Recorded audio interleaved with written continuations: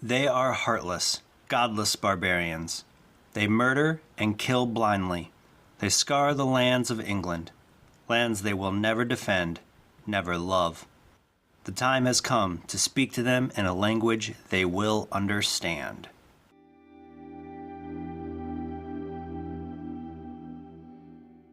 Hello, and welcome to Visions of the Past. My name is Andrew, and I am the host of this Assassin's Creed lore podcast.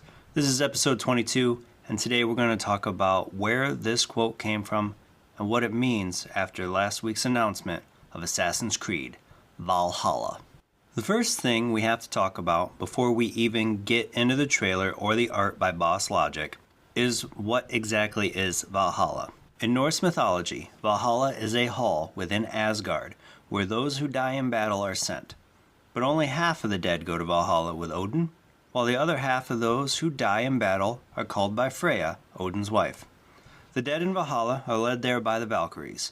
While there, the honored dead join others who have died in combat, along with various legendary Germanic heroes and kings.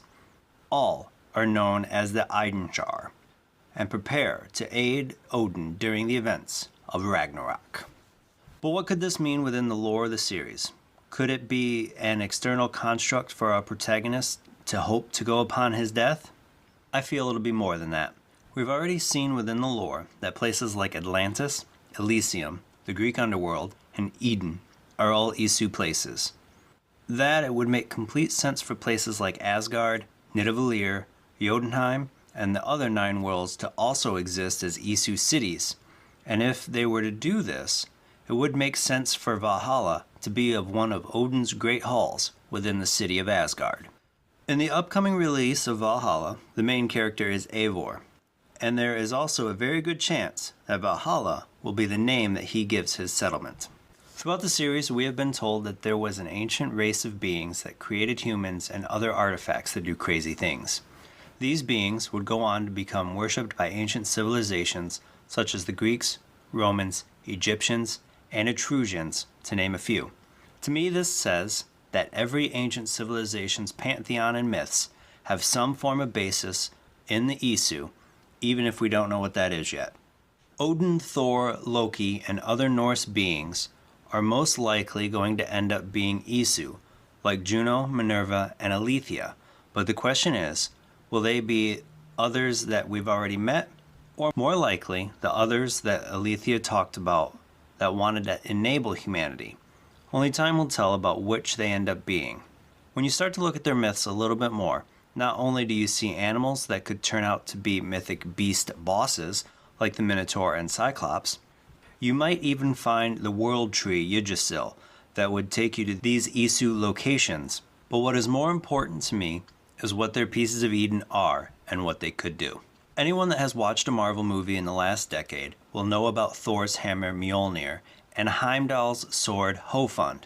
But there are more, like Odin's spear Gungnir, the unnamed sword of Freyr, that all could play into the lore in some form or another, much like the sword of Damocles being the sword wielded by Deimos during Assassin's Creed Odyssey.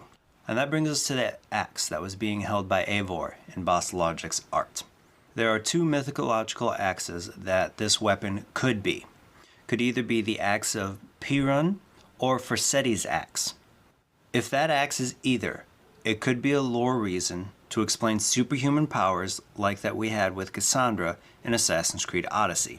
This is of course assuming that we get supernatural powers like there was within Odyssey, because the developers have promised more than once to return combat to a more grounded approach.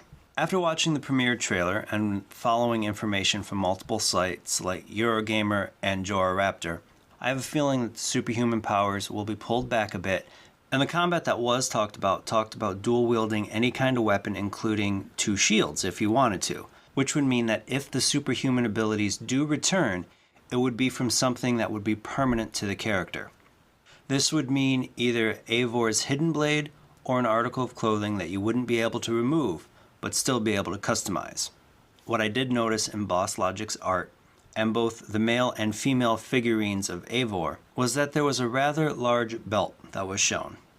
This belt could be either Megnord, which was Thor's power belt, Or it could be the girdle of Brunhild, which, when was stolen from her, she would lose her strength. Or it could be the girdle of Brunhild, who was a Valkyrie in Norse myths. When she lost her girdle, she would also lose her strength.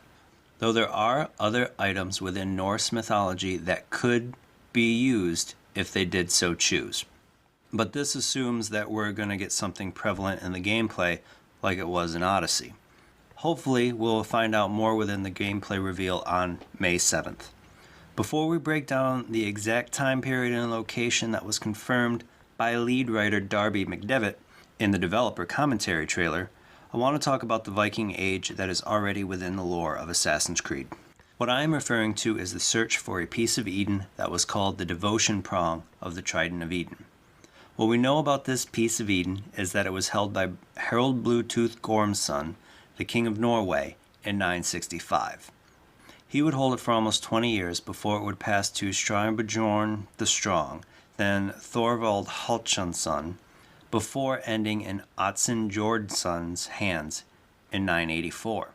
I don't want to get into much detail about these characters, though I did want to mention that Thorvald had a version of Eagle Vision that he called Odin's Sight and was also a proto-assassin.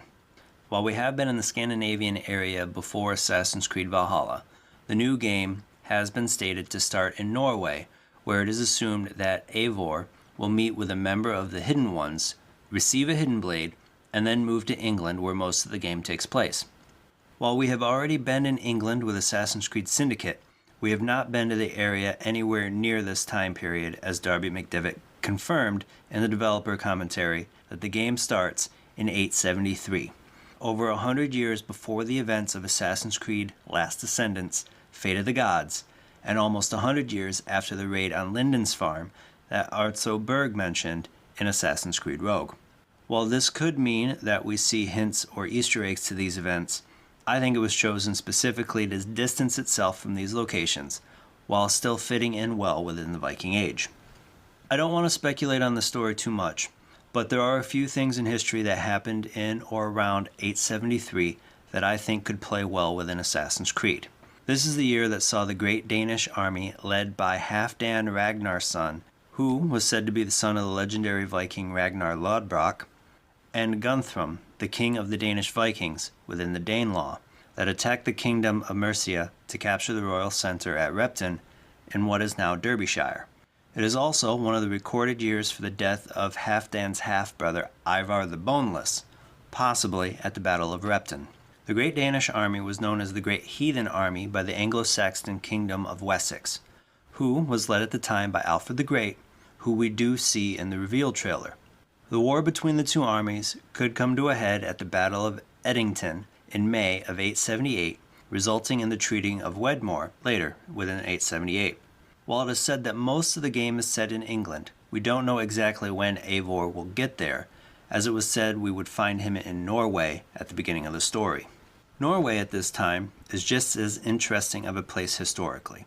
In 872, the battle at Hafrsvord would see Harald Fairhair become the first king of Norway.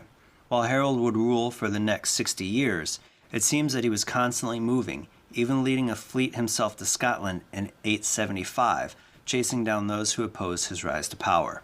What any of this could mean for Eivor is anyone's guess without playing Valhalla, but with this creative team and this section of history, I'm excited to see the story that they have crafted. There are two other things that I want to touch on that came out of the connection to already established lore. The first being the Hidden Blade. While it's nice to see the weapon return, it appears to be based heavily on the design of Darius's Hidden Blade. And I mean this more than it being mounted on the top of the arm. It appears to be thicker at the base like Darius's was, and the slide mechanism looks to work pretty close to the same way. It is said that Eivor would meet the Hidden Ones early on in his adventure while in Norway, and given the weapon, but why? Could Eivor receive the design from someone because of his connections to the Raven? Maybe someone like Cassandra? Yes, that last one is a stretch, but it's something that I still think needs mentioned after knowing Cassandra walked to all ends of the earth and surviving for more than 2,000 years. The last thing that I want to talk about is that we don't see who the Hidden Ones are or who are in the Order of Ancients. While the trailer has a voiceover by Alfred the Great, It seems to me that he is less of a member of the order and more of a puppet for the man who was beside him, and shown again later on the battlefield. While he never speaks, and he does look happy to see Alfred making the choice to go to the war with Eivor, making me think that he's the one pulling the strings. I can't begin to describe how excited I am for Assassin's Creed Valhalla. Even before we got the boss logic stream and the premiere trailer, I knew that it was going to be directed by the director of two of my favorite Assassin's Creed games, Black Flag and Origins, Ashraf Ismail. And then, after hearing that Darby McDevitt came back to the series after being lead writer on Revelations and Black Flag, and helping a bit with Origins, I couldn't help but get super excited. The biggest thing that gets me into any game is story, and knowing that the team that put together some of the best stories in Assassin's Creed will bring me to this game day one. Right now, we don't know the exact details of what gameplay will look like, but we do know that it will expand on Odyssey in terms of choices, customization, and combat. Those are the things that made me keep playing Odyssey after 100 hours and losing track of the story. And now, knowing that the creators who crafted two of the best stories in the series are the ones working on this game's story, there is little that can be done to let me down. I'll play a lot of types of games if the story is there, and I have faith that Assassin's Creed Valhalla will not only fit within the lore, but also have a great story. Thank you for joining me today. Be sure to tune in every Tuesday for new episodes. If you love the Visions of the Past podcast, I'd love for you to subscribe, rate, and give me a review on iTunes. If you have any questions about Assassin's Creed or topics you would like me to cover, please feel free to hit me up on Twitter and Instagram at visions_AC, and you will find links to those in the episode's show notes. Until next time, my assassin friends, make sure to follow the creed, and to those Templars listening, may the Father of Understanding guide you.